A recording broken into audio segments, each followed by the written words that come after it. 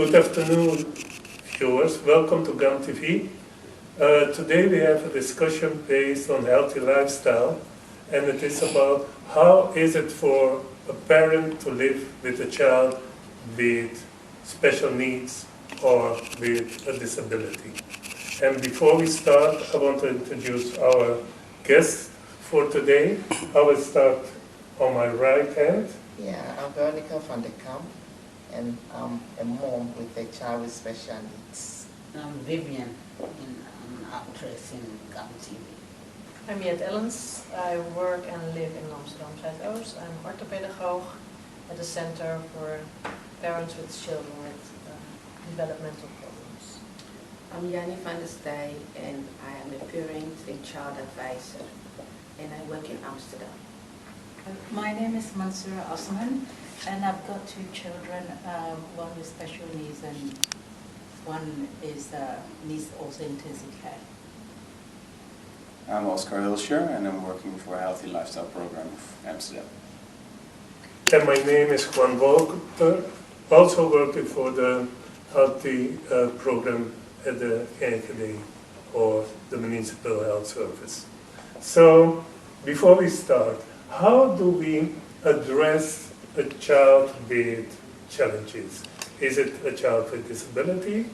Is it a child with special needs? What do the parents prefer? What's the term you as parents prefer? And what is the term that the professional use? I've got a son, he's 12, and he's got severe form of autism. Yeah. He needs 24-hour care. So for me, in general terms, I could say he's got a disability, but in professional terms, I use a child with special needs. Okay. Is there a reason why you make the distinction between those two? Yes, because when I'm talking to normal people on the street, or my family, or other parents with children like my own, it's easy to say disability. But when I'm with certain professionals, especially when they're coming from all sides, I prefer to use special needs child because that is very general and not specific. Okay. And with my profession as a Ghanaian also, I used to say children with special needs because I realized that disability in our Ghanaian community is more negative, and it brings also negative feelings to parents and children, so that they don't see the positive sides of the child. So I choose to use children with special needs. I think she said in the community it's just disability. So I see the professionals now using more special needs or a child who needs more care, but the community is disability. And as a mom, all I see is a child that needs me more, a child that needs more care from me. That's how I see my child, but the community see it as is disabled. In my profession as well, we call it special needs when we translate it in English, or developmental problems.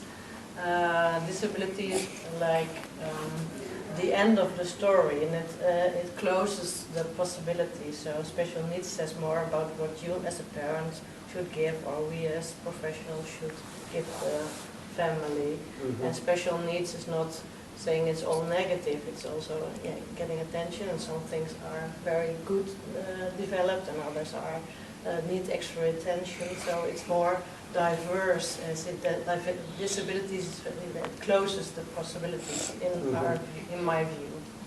Addressing it from special needs, you focus on what is there and you want to fill it to make it more, instead of looking at disability Yeah. and then you're talking mostly about what is not there, and then the focus will be negative. Exactly, Yeah. yeah. Okay, Yeah. cool.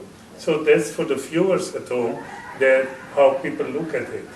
In the video, you were one of the people who were having some problem addressing or handling a child with special needs. Yeah. How was that?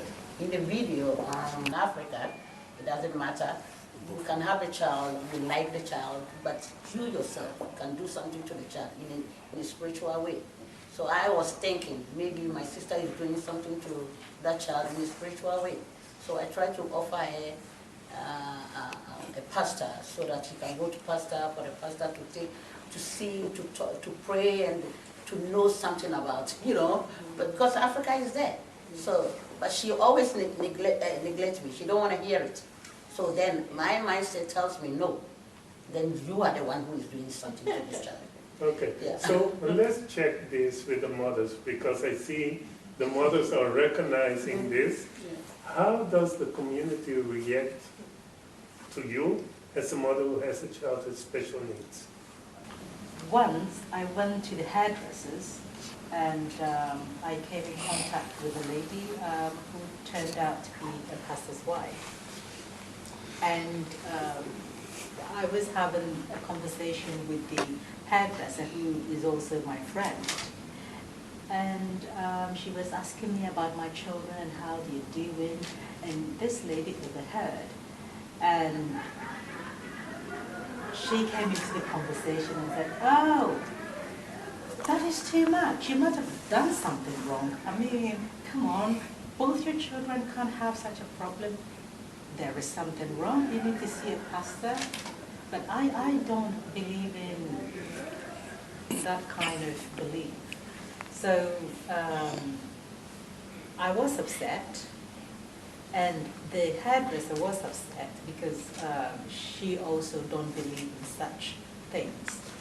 And she told the lady if she is not helping, she should keep quiet, because I am not the only person with children like that.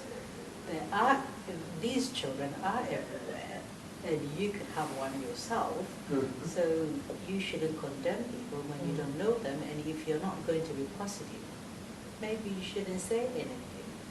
The lady felt very bad about it, and she walked away. And I and this hairdresser, my friend, we continue to have that discussion. And she said to me, if she hadn't met me, she always thought that when you have a child like what I have, then you might have done something wrong. And what does people mean by doing something wrong? Well, I think it's some people in Africa do, still believe that, still believe in witchcraft, and still believe that there is a curse, still believe that somebody in your family can hurt your child. But I was raised differently. So growing up, I never knew about those things.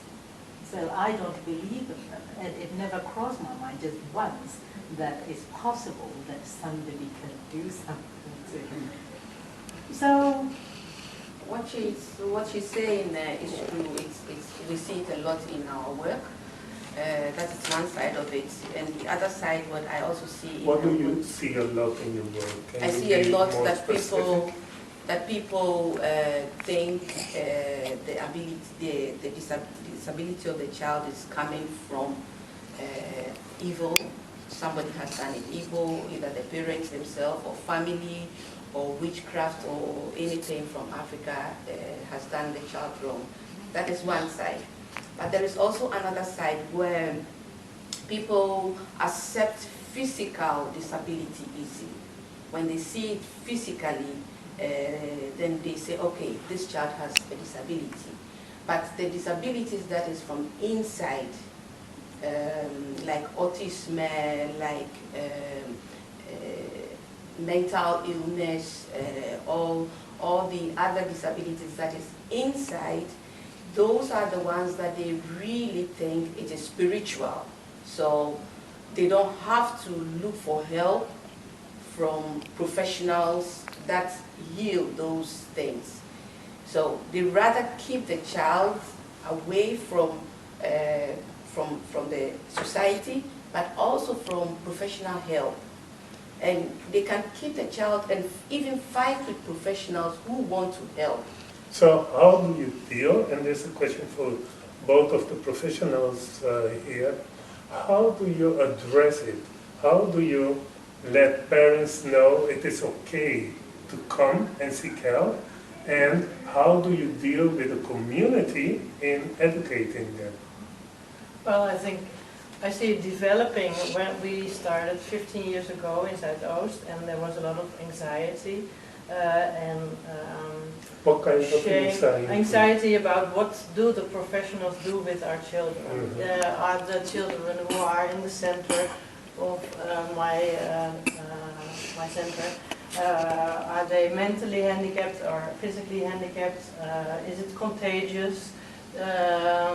Do other children get it if they are with other children with disabilities? So they were very afraid of coming to us, also because it is a stigma that Dutch professionals or the professionals trying to lure them into the center, and then they're not. The parents are not the parents anymore. So the parents are afraid of losing control? Yes, of course, and I understand, because we will do it in our way. And what is your way? Yeah. Explain that to the viewers. We invest very much in understanding each other's culture and each other's vision, and listening to each other and explaining what is our view, that it's not a question of guilt or a curse, how we explain, understand mental problems and physical problems, and that there are needs in a child and a parent. So what are your needs, and can we listen to each other? How can we help you? How can we support you? Do we need to explain the family what is our point of view and what is your point of view, and what are your experience? So really listen and work together, and understanding what is the context of the family. But then I want to bring something in, because I know, and it was obvious, some of the African and especially the Ghanaian community, they are very spiritual. And they believe a lot in what the church can do for them. Yeah. So how do you bridge that between seeking help from professionals and at the same time dealing with the whole... I tell them a human being is composed of a spiritual part and a physical part. We go to church to feed our spiritual side, and we walk and do things and go to school and work and do all those things in our physical side. So as a human being, and you are experiencing something out of the physical, which is maybe a disability, it means also in the inside you are also sick from the inside, and it comes outside. So whilst they are doing their spiritual praying and fasting and going to church and things like that, it's also very important to also take care of the physical side. So do your spiritual things, but also don't neglect the physical health. And that is how I advise them. Okay. And you? How do you advise them? We are very curious about what kind of advices or ways of thinking you get in the church. So we try to listen and understand each other, and so that we know, because parents are often sometimes very distressed about what is the matter with my child. So if we give them all kinds of advices, and the pastor and us as professionals and as teachers and the neighbors and the aunts and everyone, then you get more distressed. So can I understand what your advices are from older people around you and then support, and what is my vision or my reference on what is there, and how can I support you to to travel along and develop, and your child, how can it develop, so that it's not on the contrary to each other. Let me ask you, as a mother who has a child with disability, how did you find help, and how was the process of trusting the professional? It wasn't easy. It has been a struggle because even to decide even for him to go to the Lucia house, sometimes I feel I'm more relaxed, though I'm so tired, and when it's at the Lucia house I have relieved a bit for myself, but still I'm not relaxed because when he's home it's like I'm seeing him, he's okay. But when he's there, I keep thinking, send me video if it's okay. It's difficult to really accept that we don't trust the professionals, but it's difficult to let go. And what could happen if he is over there? What are your worries? Can you tell something about it? Well, I think maybe I know my son better. Because you know the mother. I don't know, but there's this. And is it hard for you to be asked as well? You are the parent, so you know him as well. Is it helpful, or does it make you worry more if they ask you, well, you're the expert on your child and you can help him? It's true that sometimes I don't know what to do because sometimes, like when he's there, it's my time to relax. Yeah. And at the same time, you don't know sometimes what to do with him, and you keep calling me. But it's like, I like the call, I also want to know he's okay. So I'm like, so they are like, oh, are you okay if we call you when this? I say, yeah, I'm okay. But still, I wish like I could have had that break for myself. So there is something very, in one side, you're happy they call you because you're being informed. Yeah. On the other side, you're upset Yeah, because you needed the time for Yeah. yourself. Yeah. Okay. Do you recognize this? Yes. Yes, I think it's almost the same for me. Besides the feeling of the guilt that entrusting somebody else to do it, it makes them feel guilty. They also see the help sometimes in a very high level, like child moving totally away from home. But there are a lot of help that you can also have without a child going away from home.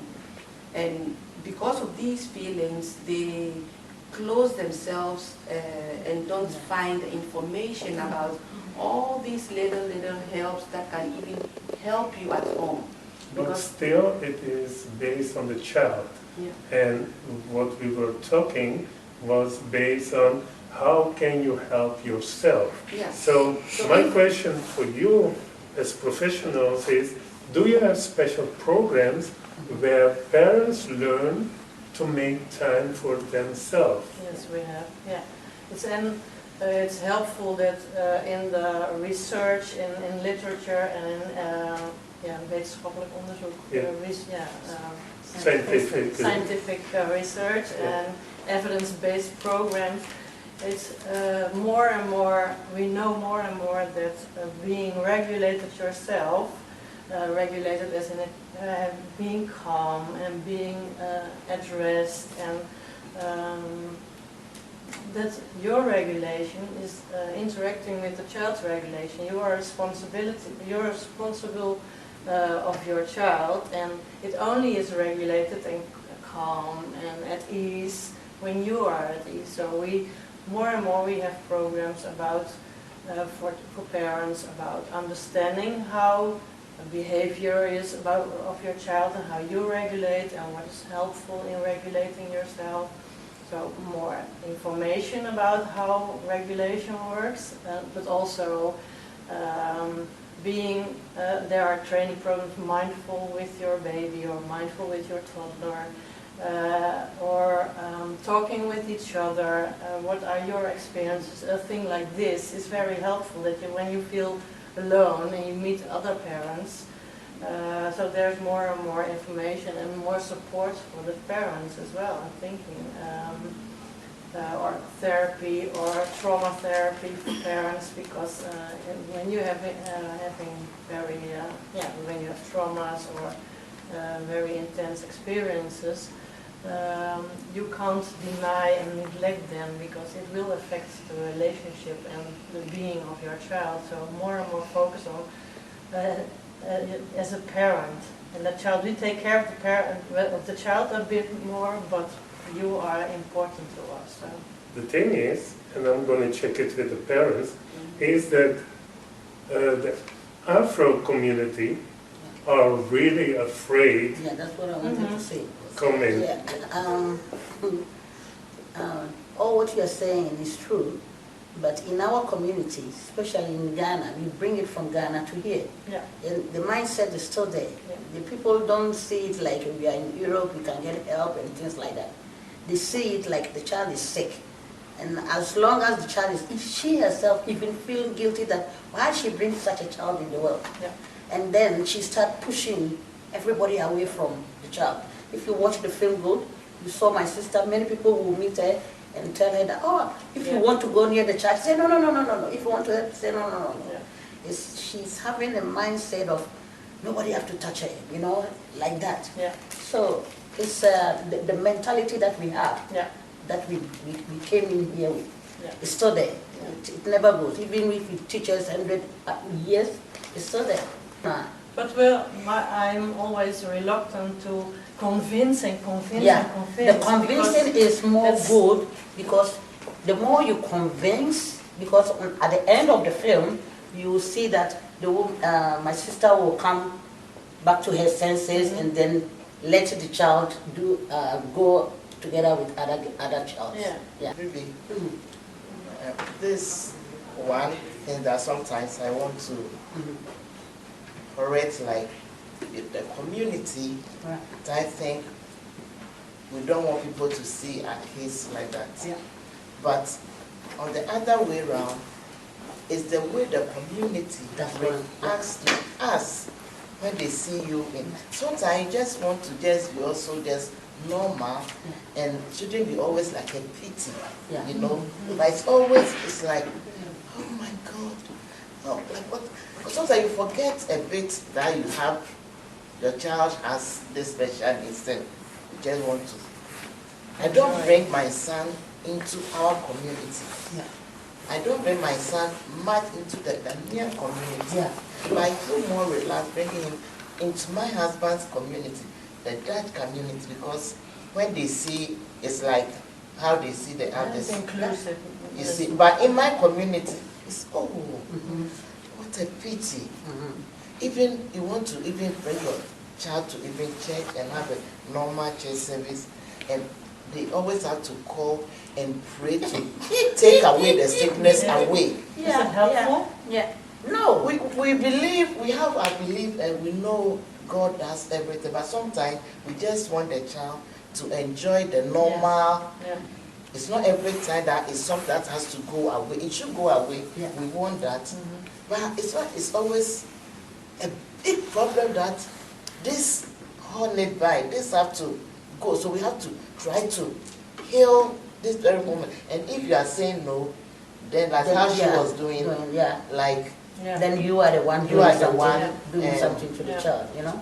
But then I want to bring this in, because now we are sitting with mothers, and welcome to our mother, welcome Thank in you. our middle. What's your name? Georgina. Georgina. We started already, so just join in into the conversation. Okay. I want to ask you mothers, because most of the time, the mothers are there, the fathers are invisible. So how does this work? Can we discuss this part? Can you elaborate a little bit on this? I was married for 10 years. Unfortunately, I'm divorced.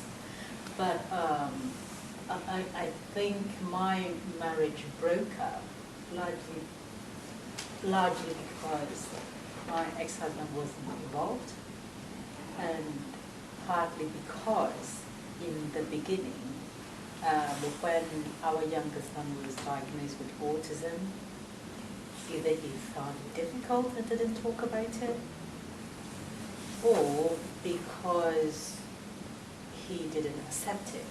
And there were times that we had to go to professional appointments where I said, don't bring your husband again.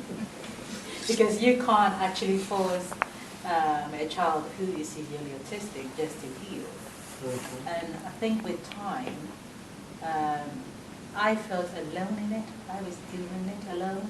It was extremely difficult and stressful to a point where I said, I can't do this. Either I'm doing it alone or we're doing it together. And since I'm not feeling his presence in the situation physically, emotionally, it was too much for me. Okay. I'm doing it alone. I don't have that extra expectation and disappointment. And I know it's still very hard. But even now that you are divorced, he is not part of the children's life? Well, he's part of the children's life. Well, he calls them. And also because we live in two different countries. He still lives in England and I'm here.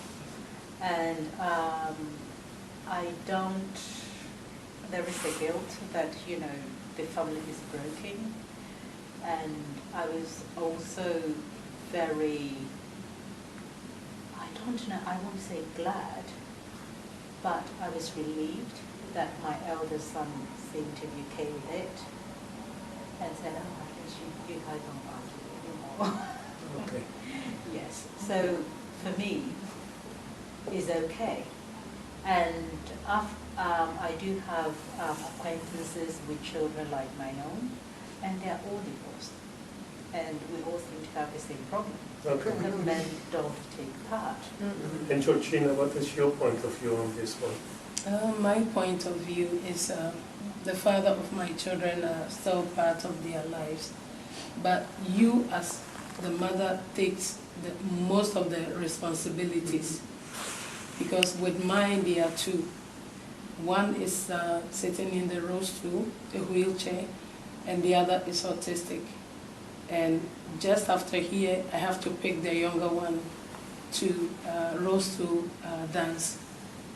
So most of the time, I am the one taking all the chores. He helps, but he works. So it's like, sometimes I feel like I have the task on my own. But during the weekend, he helps, but most of the task is on you, the mother. My late husband accepted the situation so well that we didn't really go through this. But we had a group, parent group, and everybody is single because one, the problem is when the moment they diagnose your child, the first problem that starts with challenges, and if you don't take care, your next step is divorce, because you are having this big thing on you, and if the man is also bringing problems, in fact, you can't dealing with your child, problem, and dealing with marriage problems also. So at the end of the day, you have to choose for you to be strong and be there for your child. If he can't be in, then he has to be out. Most parents that I talk to, if not, maybe you will even die and leave your child. You know very well if you are not there, he cannot take care of the child. They can't do it. So about 90%. Yeah. So you're pretending that men are not able to be part of the care of a child with disabilities or Some with are a doing challenge? it well. Some are doing it well, but maybe 10% out of 100. Mhm. I think the problem is accepting. You know, as much as it's so difficult, we the mothers accept it more better than how the fathers accept it. You know, and all your attention is also going, so maybe they also feel neglected. I don't know, that maybe your attention is too much on your child now and not him. But when this problem approaches you, one, your 100% attention is on your child. So let me go back to the professionals. Is there in your program space to address this tension that newlywed or new parents encounter when they get a child with a challenge? How do the programs deal with this part? Acknowledging that accepting is a big part of the process being a parent, and every parent with children, sometimes you have big dreams and then there is a real child, even if it's not a child with disability. Every child is unique, so you have to be focused on your child and what does he need. And if it's not in your dream child, everyone has to see what is. Well, what is a dream child? Yeah, that's different for everybody else. But so maybe you thought he would be a professor, or maybe she would be a doctor, or gorgeous, or very obedient, or very playful, or whatever, could sing or could dance or whatever.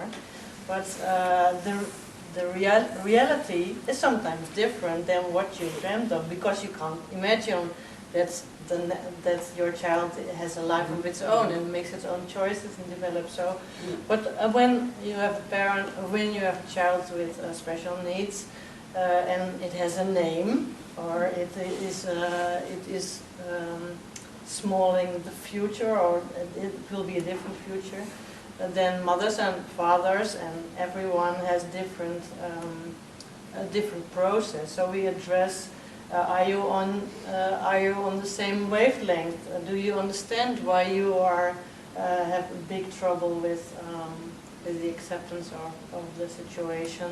So how are you? And can you talk with it? Who is supportive? So we look at the system, the parents. Are you a team? Can you help each other? Who is helpful? Who just gives you bad advice or their opinion?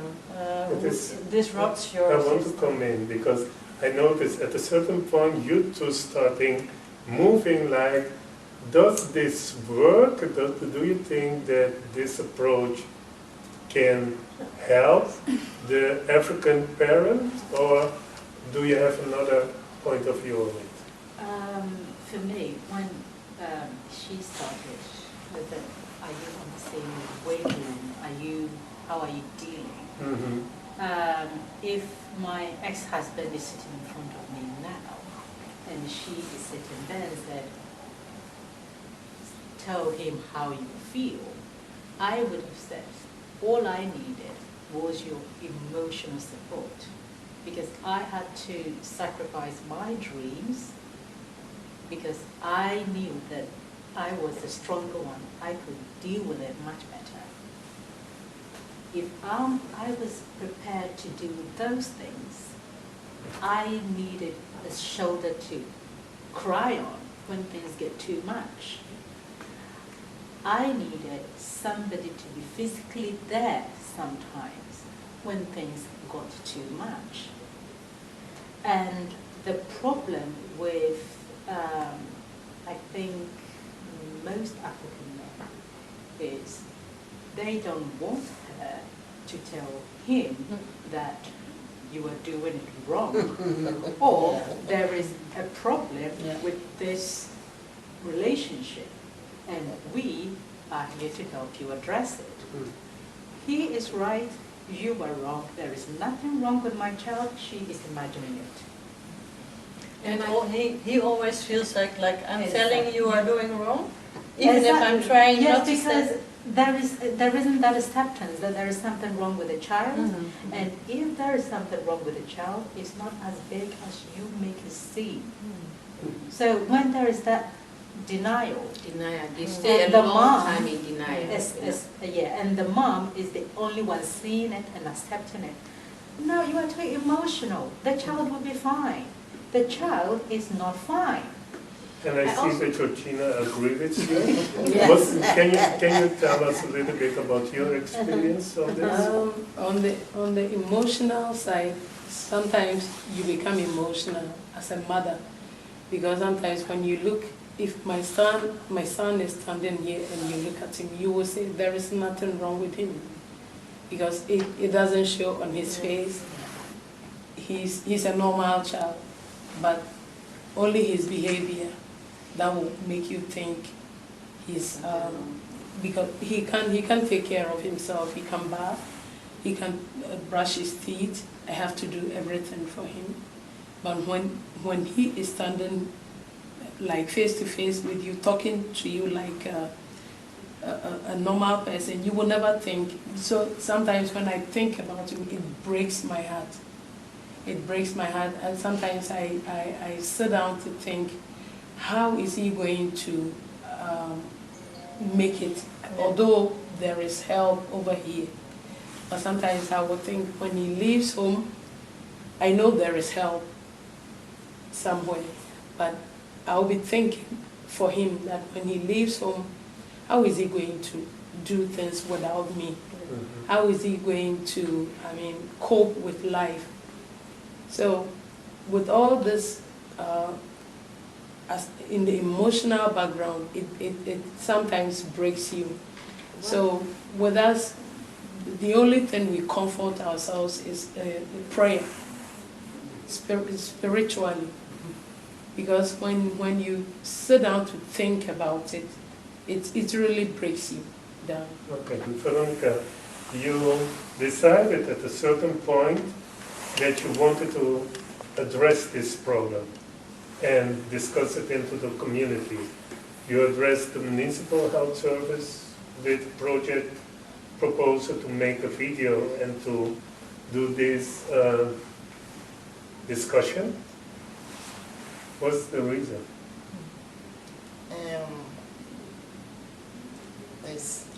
There are a lot that I remember when I approached first. I was a little more with the communities and how they relate to us and our kids. But when we started talking, I realized that it's not just the community, but it's us too. So what we feel behind the scenes through this project, I think the community will understand us more, what we go through, their approaches to us. Through this, sharing our experiences, other moms who will be watching the video now will also learn something from it. The professionals will also learn something from us, whilst we are also learning something from you. And I think one brought some question about helping us. Yeah. One of our biggest fear is if I come to you with so much problems of me, I'm scared that at the end of the day, you may think I'm not fit enough to take care of my child. Because an example, when my husband passed away and it was a lot, I started having heart problems and things. I was being rushed about 3 times with the ambulance so I was talking to my contact person, and that moment, because I have to write down, and when my son is home, we have to arrange for Logier, he has to be there for long for me to. Then they started like, okay, have you thought of putting him, letting him stay out of home? And the house you have to move from your home. It's like all the questions like, no, she's very sick. We have to find a way to find a place for the child. So that very moment, I stopped that conversation to let them think, I'm okay. Yeah. Oh, good. Yeah, because, Yeah. because he gets scared that You maybe know, they will take the child So from we you. want you to know where we are coming Yeah. from, Yeah. that we learn from each other. Yeah. Sometimes we can be far from where you are. Yeah. And it's very important that we are beside you Yeah. Yeah. and not ahead of Yeah. you. Yeah. And that being beside you is keeping you together and What supports you need the now. parents and Yeah. children Yeah. together. And we have to be, we have to trust each other, and that's the main goal. Don't start by taking over, No. Yeah. but ask me what I Yeah, need, exactly. but especially ask me what I'm afraid of Yeah. if you're gonna help me. Yeah, exactly. Because by asking me that, I can tell you that I'm afraid you're gonna take my child away. Yeah. So it is about asking a little bit more instead of thinking about it. for that. Yeah. And I think it's also about taking steps, small steps, and not big jumps. Yep. Because you can help parents right from the home. That somebody comes to, the child is in the home, somebody comes to maybe a few hours in the day, 2 hours in the day, or 3 hours takes over. And this will prepare such a mother to be able to take that step of the child going a few days in a week away. From what Sister Veronica was saying, I've had an experience in that field. My daughter used to have a sondervoeding in her stomach, so there was a kindertiefsorger that was appointed for her, and there were 3 people coming to take care during the week for about 3 hours.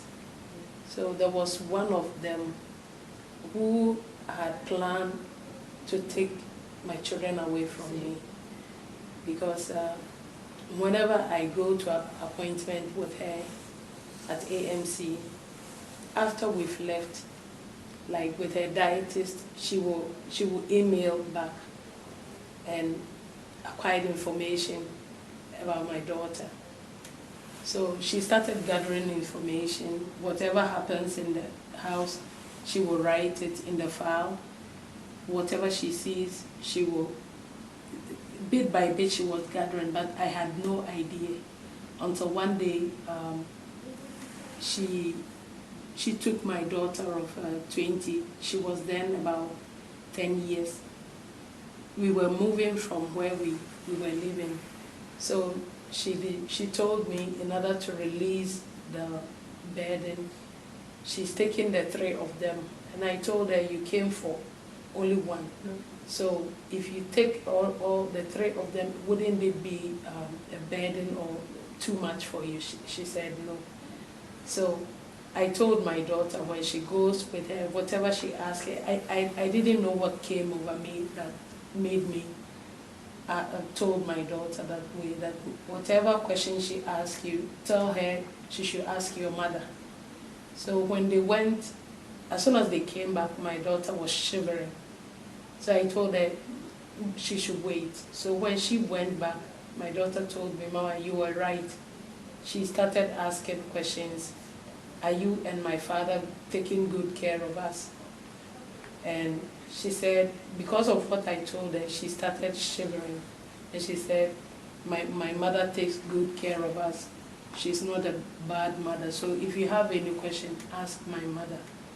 So I informed their father, and the following week I decided to ask her, and their father said, no, I shouldn't ask. So I was, along the line, I was also watching her.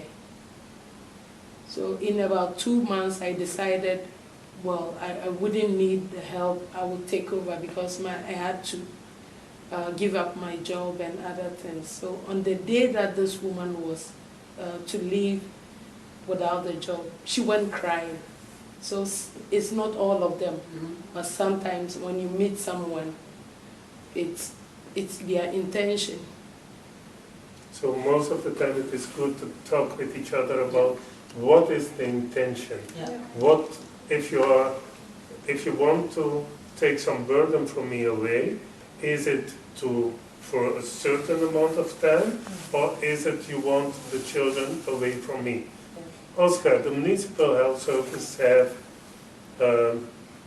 given Veronica, her organization, the subsidy to this project.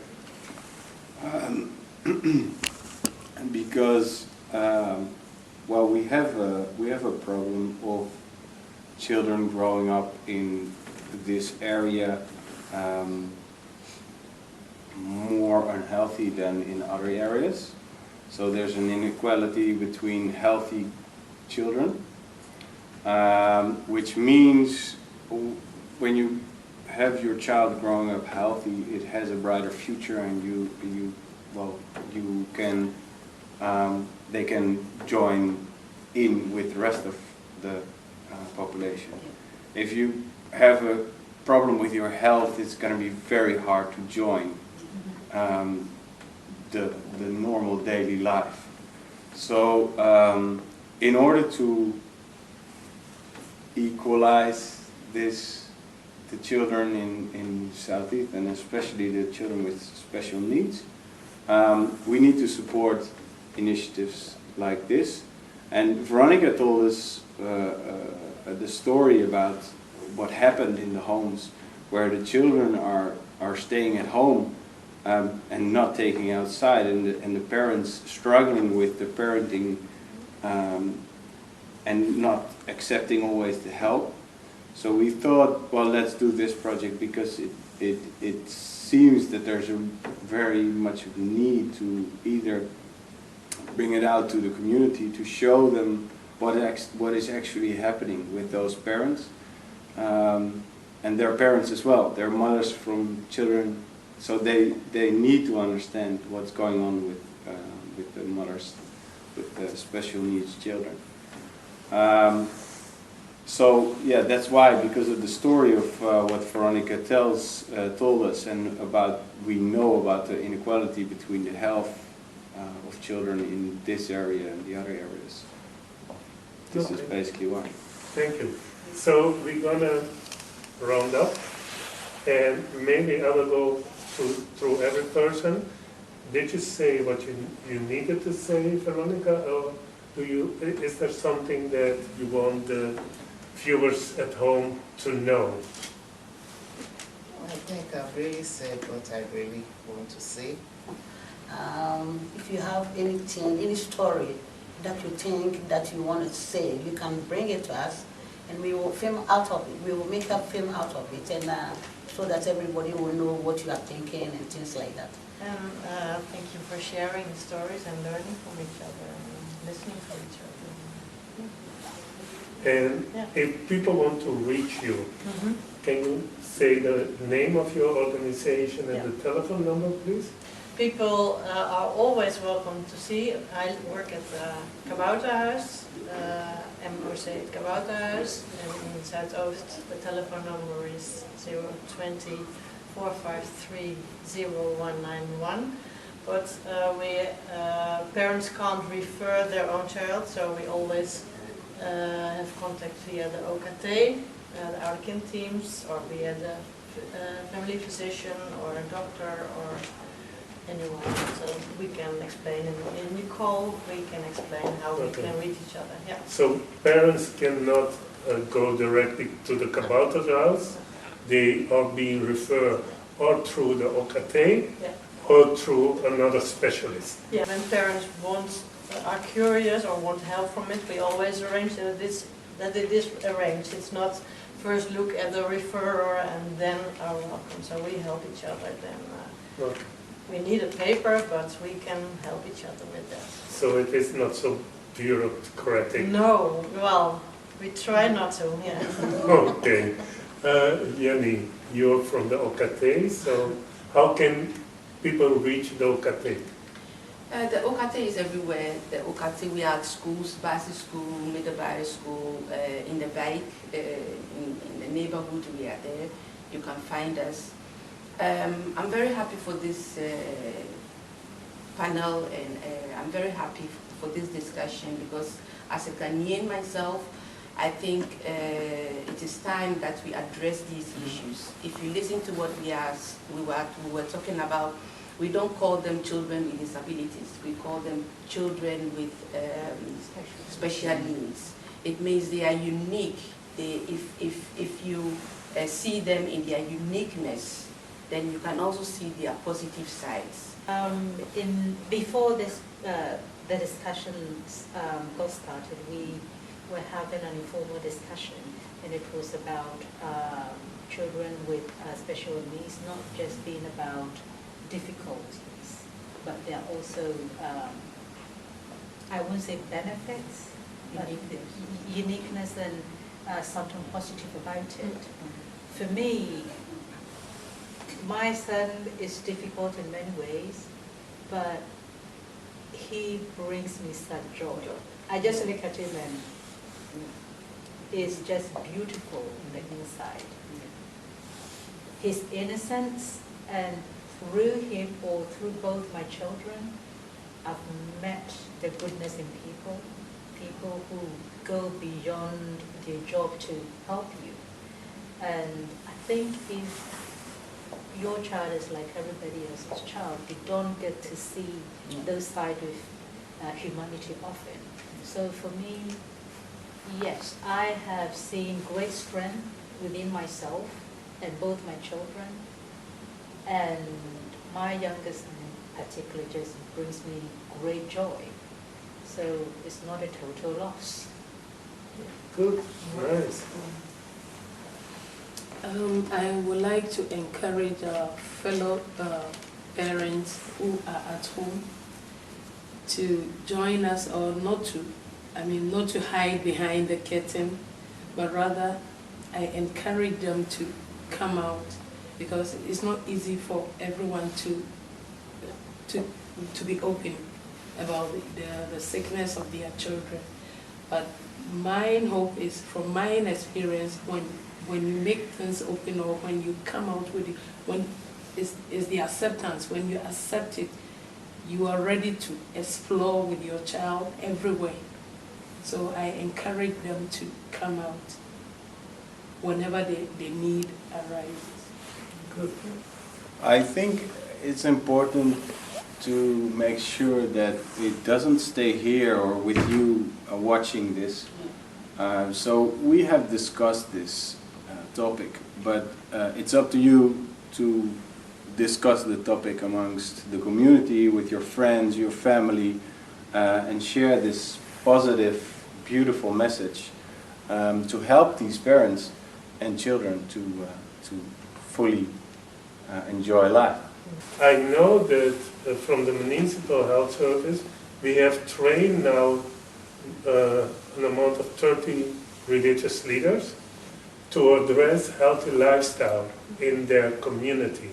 So hopefully with this knowledge, we have tried to make a bridge also so that parents who really need that spiritual guidance can go to those parents who have been trained, because they know how to try to balance both sides.